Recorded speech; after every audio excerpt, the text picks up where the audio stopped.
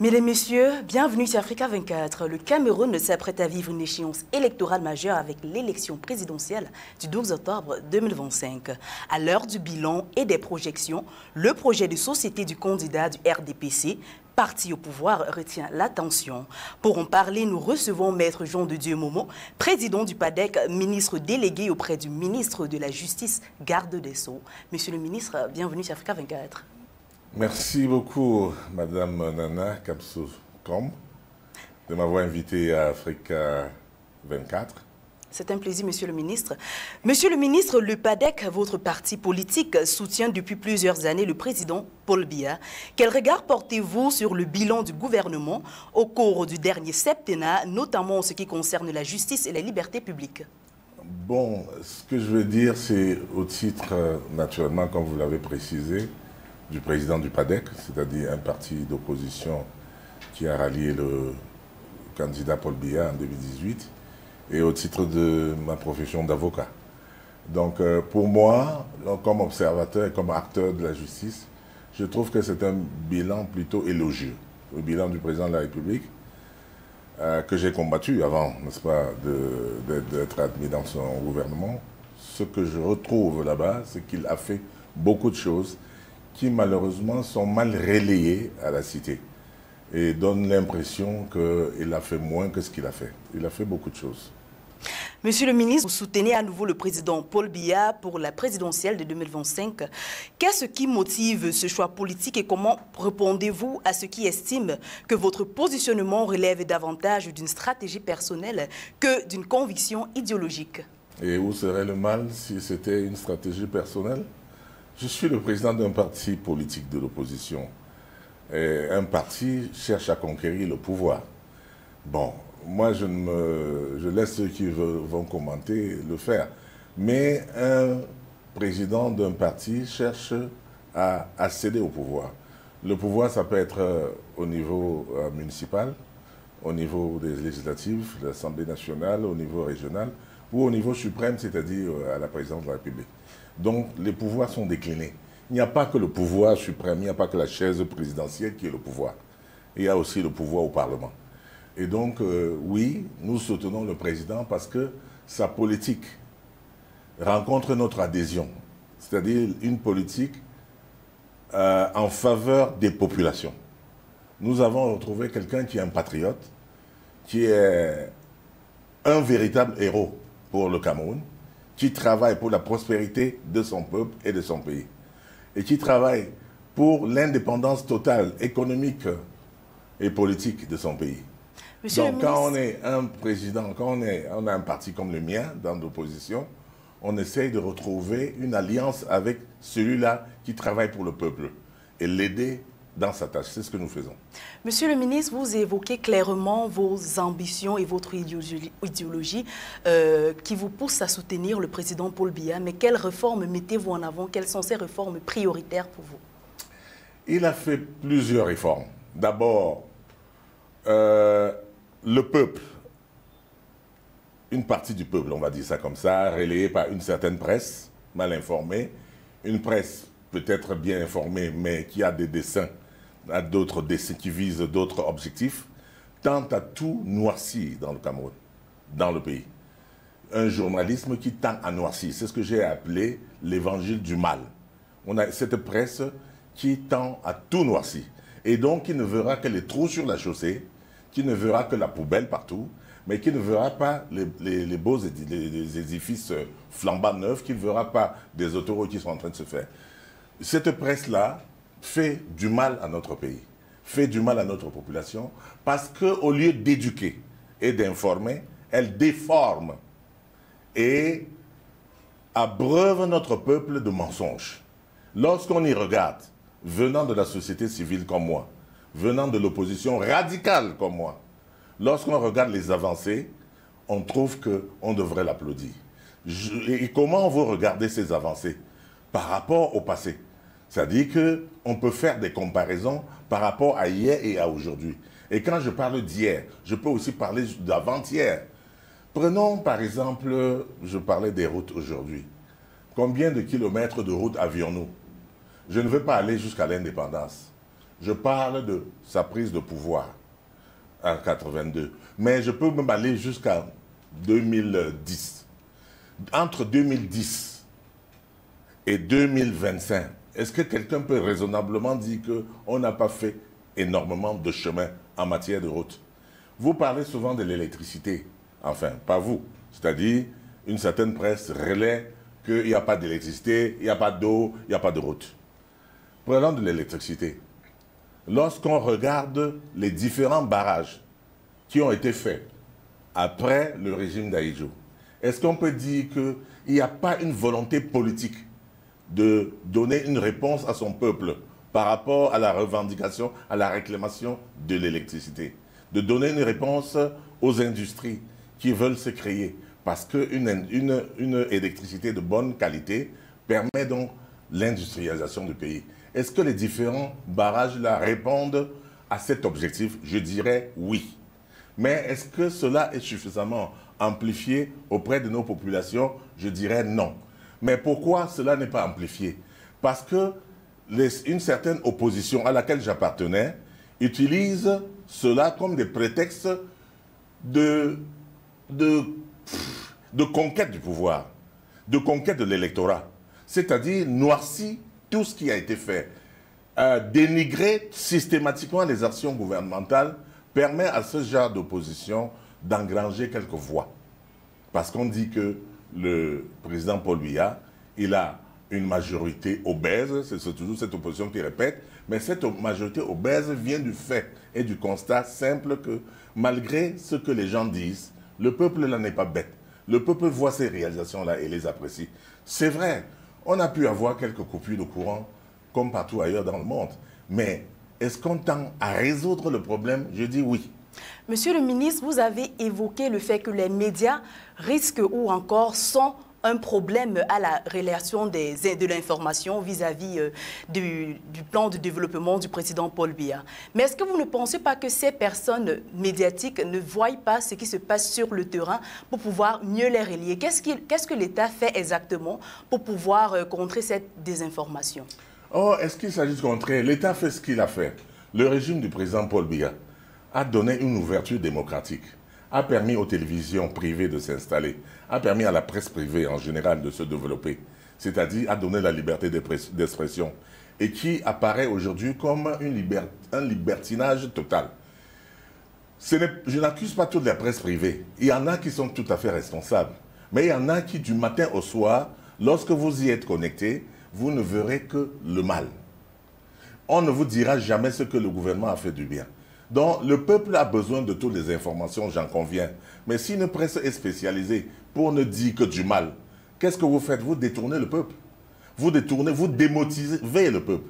Est-ce que vous servez véritablement votre pays en démotivant le peuple? Le peuple doit être motivé pour construire, parce que c'est ce peuple-là qui construit. Vous, Madame Nana, et les autres, c'est vous. Ce n'est pas Paul Biya qui vient construire votre maison, votre belle maison. C'est vous qui la concevez, c'est vous qui la construisez. Et elle fait partie de l'ensemble de l'habitat que nous avons. Donc, c'est chacun d'entre nous qui construit.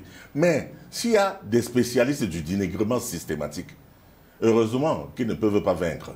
La preuve, c'est que nous en parlons, mais ils en parlent chaque jour. Mais il y a une autre presse qui relaie la vérité. Et je peux vous dire que ce n'est pas toujours CRTV, hein, parce que les gens pensent que c'est CRTV. Il y a certaines presses qui relaient au moins la vérité. Et ça, on peut dire que la politique du chef de l'État, de la liberté d'expression, même comme on en abuse, elle a permis à des gens de vivre. Elle a permis à des entreprises de se créer. Elle a permis à des entreprises audiovisuelles, à des télévisions, à des acteurs de devenir riches. Vous avez ces acteurs-là qui sont très riches, mais qui vous parleront de la pauvreté chaque jour. Parce qu'eux-mêmes, ils ne vivent pas dans la pauvreté. Comme il faudrait qu'ils regardent la poutre qui est dans leur œil. Ils sont si riches. Est-ce qu'ils payent effectivement bien leurs journalistes? Est-ce qu'ils entretiennent bien leur personnel? C'est eux qui sont toujours en train de revendiquer le SMIC, etc. Moi, je leur ai dit, le SMIC, ce n'est pas l'État qui paye le SMIC. Moi aussi, je tenais ce genre de propos dans l'opposition. Le SMIC, c'est chacun qui paye, Madame Nana. C'est-à-dire que vous, si on fixe le SMIC à 200 000 francs, vous devriez payer votre gouvernante à 200 000 francs. Vous devez payer votre chauffeur à 200 000 francs. Ça fait 400 000 francs. Vous allez me dire que oui, pour ça, il faut que j'ai un salaire conséquent. Encore, demandez à votre patron de vous payer 1 million de francs CFA, de telle manière que vous pouvez payer 200 000 francs pour la ménagère, 200 000 francs pour le chauffeur, et tout le monde vivra heureux. Donc, ce n'est pas la faute à l'État. Il faudrait que nous soyons responsables de ne pas toujours attribuer tous les péchés d'Israël. Oh, encore Israël, on va me dire que j'ai prononcé le mot méchant. Donc, tous les péchés d'Israël au gouvernement. Monsieur le ministre, vous n'avez pas déposé de candidature pour les élections de conseillers régionaux fixées au 30 novembre 2025 et dont le délai de dépôt des candidats était fixé le 16 septembre. Quelle est votre stratégie pour les élections locales à venir, notamment les législatives et les municipales? Bon, on va dire que le PADEC, notre parti, a été sanctionné par ses militants en 2020. Vous savez qu'en 2018, nous avons rejoint ce que certains qualifient de la majorité présidentielle. Nous avons rejoint le président de la République dans sa politique. Nous l'avons soutenu. Et pour l'avoir soutenu, les extrémistes de notre parti, les radicaux de notre parti se sont outrés et ont parlé de trahison du leader. Ils sont donc partis retrouver d'autres partis politiques d'extrême, on va pas dire d'extrême droite, qui sont, n'est-ce pas, dans la violence politique. Nous, on a voulu modérer, n'est-ce pas, notre vision politique. Et donc, nous n'avons pas eu des élus en 2020. Ce qui nous exclut donc de la compétition pour les élections régionales. Vous savez que dans les élections régionales, ce sont les conseillers municipaux qui vont élire. Nous n'en avons pas un. Ce serait idiot de n'avoir pas un seul et de prétendre que les conseillers municipaux du RDPC ou du RDF ou des autres partis vont vous élire. Ce n'est pas possible. Il y a la fidélité dans le parti. Donc c'est pour ça. Alors quelle est notre stratégie? D'abord, on ne révèle pas sa stratégie à la télévision, mais je dois dire que le moment venu, nous sommes ici préoccupés par l'élection présidentielle. Le moment venu, nous vous parlerons des axes, n'est-ce pas, que nous avons déployés pour l'élection municipale et législative. Mais d'ores et déjà, quoi que vous ne m'ayez pas posé la question, je vais vous dire que nous sommes concentrés à l'élection présidentielle et nous soutenons le président Paul Biya, le PADEC et le G20. Et nous entendons donc le G20+, puisque ce n'est plus 20, c'est 20+. On est à 50 aujourd'hui. Et nous considérons que nous serons la locomotive qui porte la candidature, qui soutient la candidature et qui va battre campagne pour le président Paul Biya afin qu'il puisse gagner au soir du 12 octobre 2025. Les partis d'opposition dénoncent régulièrement les entraves à leur activité. En tant que soutien du RDPC, monsieur le ministre, que répondez-vous à ceux qui accusent le pouvoir d'étouffer la compétition politique? Oh, vous savez, moi j'ai été dans cette opposition radicale. Et je clarifie ici que le PADEC est toujours un parti d'opposition. Nous ne sommes pas dans la majorité présidentielle. Nous sommes les soutiens du chef de l'État. Nous ne sommes pas dans la majorité présidentielle signifie que nous n'avons pas signé une plateforme avec le RDPC.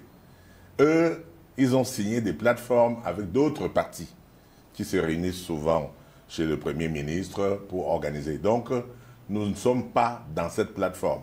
Nous sommes l'autre alternative des partis d'opposition, libres, indépendants, mais qui avons décidé, sans contrepartie, de soutenir le président Paul Biya, mais également avec l'espoir qu'au soir du 12 octobre, quand nous aurons gagné, il y aura la redistribution, le partage, n'est-ce pas, du lucre politique et que nous pourrons en bénéficier.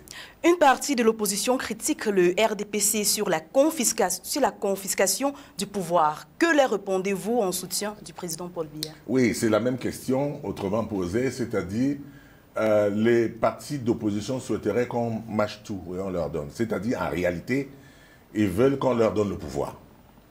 Et on a dit au code électoral consensuel, on ne permet pas que les partis se réunissent, qu'ils fassent des meetings, etc.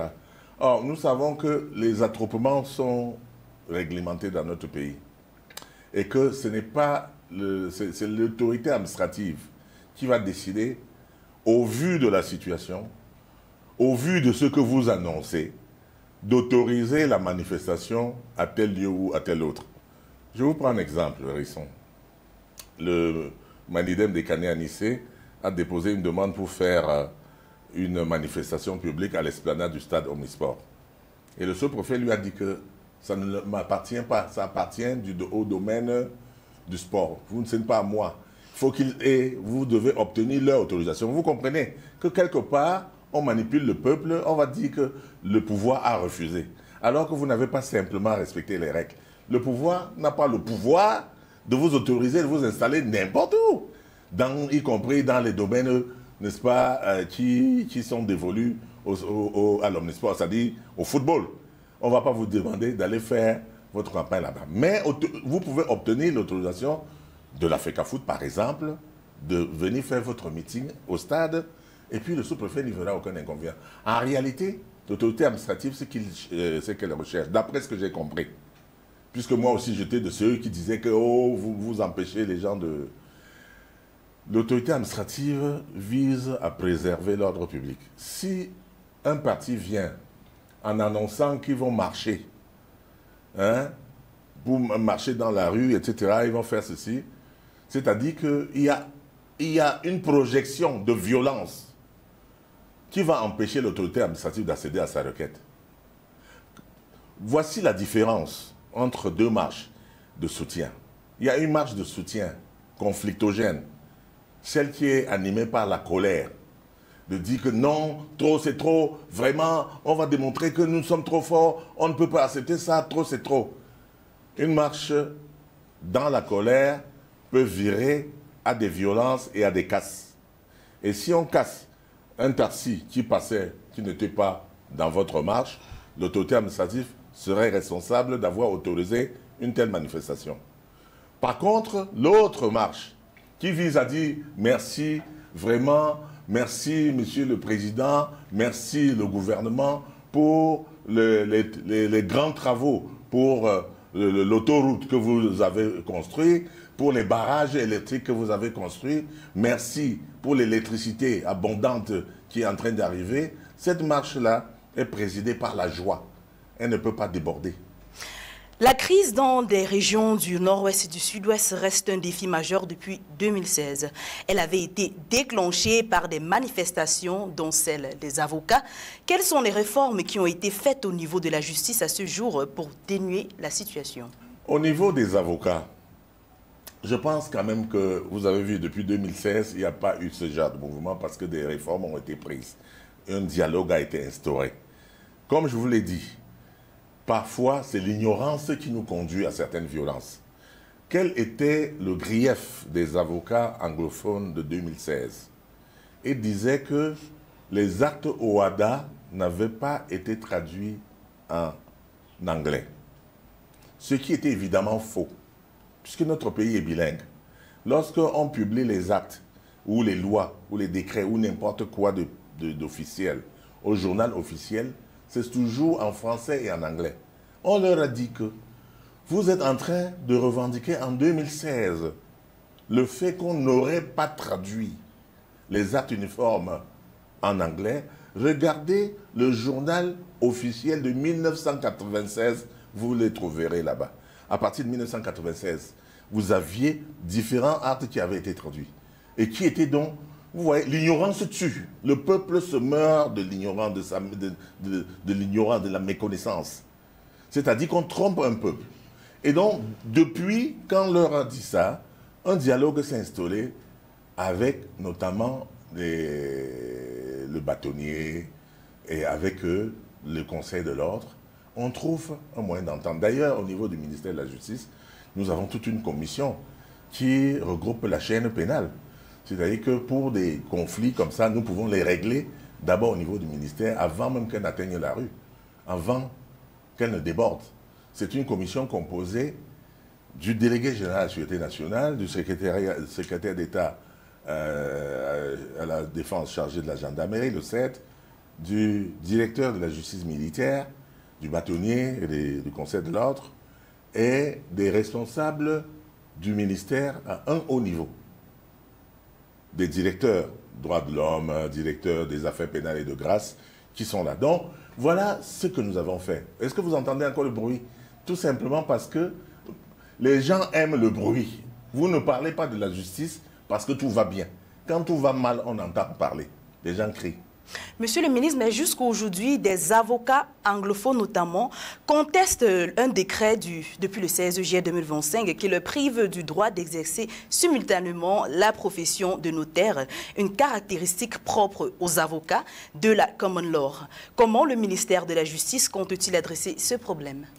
J'en sais rien, je ne suis pas le chef de département et je ne parle pas au titre du ministre de la Justice, le ministre délégué auprès du ministre de la Justice. Je vous ai dit, je parle à mon titre personnel. Mais cela ne veut pas dire que je suis aveugle. Je peux dire quelque chose, puisque le bâtonnier a posé cette question dernièrement quand on s'est rencontrés. Comme je vous ai dit, on se rencontre avec le bâtonnier et le conseil de l'ordre régulièrement. Donc le bâtonnier a pris la parole pour poser cette question. Ce n'est pas une question que le ministre de la Justice va régler. C'est une question que le gouvernement va régler.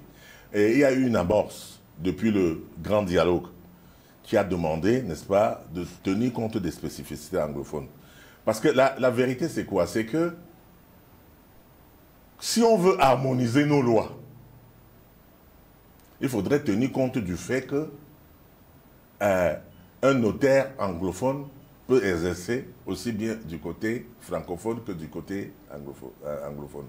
Mais les anglophones, d'après ce que le bâtonnier disait, il disait que ils sont coutumiers à être des notaires et des avocats, ce qui est différent de ce côté francophone. C'est-à-dire qu'ils ont un avantage que les autres n'ont pas. Et ils veulent garder cet avantage-là. Et les autres crient aussi. Ils disent, mais nous voulons avoir le même avantage. Donc, c'est un problème qu'il faudra adresser et dont on n'a pas encore véritablement la solution. On a voulu, on crie, ils crient parce qu'on veut harmoniser. Et dit que désormais, vous êtes avocat ou vous êtes notaire. Et qu'on puisse nommer d'autres notaires là-bas. Et ils pensent que les notaires que vous allez nommer, ce ne sont que des notaires francophones. Je dis, mais on a aussi des anglophones qui sont dans les études de notaire pour être formés et qui pourront être nommés là-bas. Donc, personnellement, je pense que tôt ou tard, il faudrait qu'on en vienne à une harmonisation dans une république. On ne peut pas être dans la république et faire deux poids, deux mesures. Bon, c'est contraire à ce que le bâtonnier dit. Le bâtonnier soutient l'autre côté. Et je le comprends. Je comprends aussi les collègues, les confrères anglophones qui soutiennent qu'ils doivent être notaires et avocats en même temps. Mais monsieur le ministre, est-ce que le RDPC, le parti que vous souteniez jusqu'à aujourd'hui, est-ce qu'ils ont déjà mis des stratégies pour vraiment briguer ce problème? Ce n'est pas le RDPC qui règle ce problème. Le RDPC est un parti Le président politique. De la République, oui, qui s'apprête à entamer un nouveau septennat. Si, le président de la République, vous parliez d'un décret, n'est-ce pas? Tout à fait. C'est lui qui l'a signé et c'est ça qui est contesté. Il signe, c'est pour régler cette affaire. Régler cette affaire, ça ne veut pas dire qu'on donne forcément raison à la revendication anglophone à ce stade-là.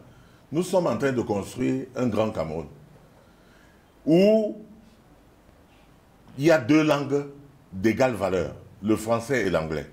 Et on constate que dans le pays francophone, beaucoup d'enfants sont scolarisés, on va dire ça comme ça, dans les écoles anglophones. Mes enfants, par exemple, sont des anglophones. OK? Mais du simple fait que ce sont mes enfants, ils seront interdits de travailler comme notaires dans la zone anglophone parce qu'on dira que vous êtes des francophones. Voyez-vous le paradoxe? J'ai des amis, des collègues qui sont dans la zone anglophone, un huissier notamment, qui a suivi tout son cursus dans le système anglophone. Mais au moment de faire les examens, on va lui dire, tu es francophone, tu n'es pas anglophone. Il faut régler cette affaire. Moi, je suis ici et je ne suis pas seul. J'en discutais avec un confrère anglophone qui était très content de savoir que le Cameroun s'anglophonise, hein, devient anglophone, du fait que tous nos enfants sont anglophones.